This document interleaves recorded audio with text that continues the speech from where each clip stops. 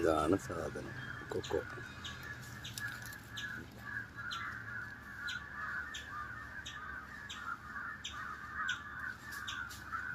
നല്ല വലിപ്പമുള്ള സാധനമാണ്. പാവം മനുഷ്യൻ്റെ ധ്യാനമാണ്. പുള്ളിയുടെ കഷ്ടപ്പാടാണ്. അത് ഇഷ്ടപ്പെട്ടത് നിങ്ങളൊന്ന് ലൈക്ക് ചെയ്യുക, കമൻറ്റ് ചെയ്യുക, നമ്മുടെ വീഡിയോസ് ഒന്ന് ഷെയർ ചെയ്യുക, എൻ്റെ ചാനൽ സബ്സ്ക്രൈബ് ചെയ്യുക. ബൈ. 1 കിലോയ്ക്ക് 250 രൂപ വിലയുണ്ട്. അരിക്ക് മാത്രം. അരിക്കേ ഉള്ളു വില, പിന്നെ ഇതിനൊന്നും ഒരു വിലയില്ല. അത് ശരി. ഇത് പറഞ്ഞില്ലേ, ഇത് പൊട്ടിയിട്ട് കഴിക്കേ.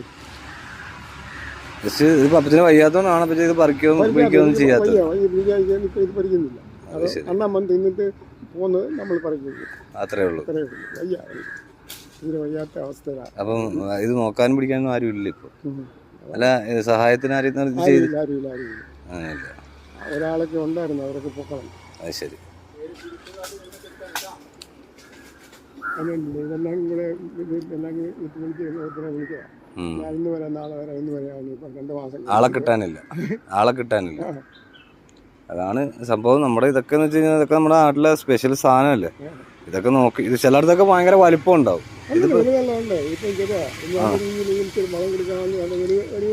ആണല്ലേ?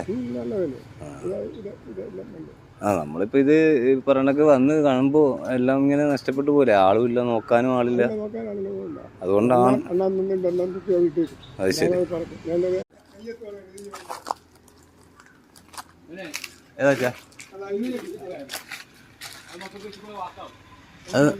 അത് ചായച്ച് പറിക്കാം. അല്ല, അവനെ കൊണ്ടൊന്ന് ചായപ്പിച്ചിട്ട് നമുക്കത് പറിക്കാം. ഇതല്ലേ, അതും പകുതി കേടായി കിടക്കുക. ഇത് നമ്മളെ ഇത് ഒരുമാതിരി ഇത് കേട് പെട്ടെന്ന് വരുന്നുണ്ട് അല്ലേ? അതിനും കേട് വന്നിട്ടുണ്ട് അല്ലേ? ഉറുമ്പ് കയറിയിട്ടുണ്ട്, കേടായിട്ടുണ്ട്. അത് എത്തൂല, എൻ്റെ കൈ എത്തൂല അല്ലല്ലേ? ഇതിങ്ങനെ നഷ്ടപ്പെട്ട് പോയിക്കൊണ്ടിരിക്കുകയാണ്. കാരണം ഉള്ളവർ ഇതിനെ നല്ലോണം കാത്ത് സൂക്ഷിക്കണമെന്നേ നമുക്ക് പറയാനുള്ളൂ.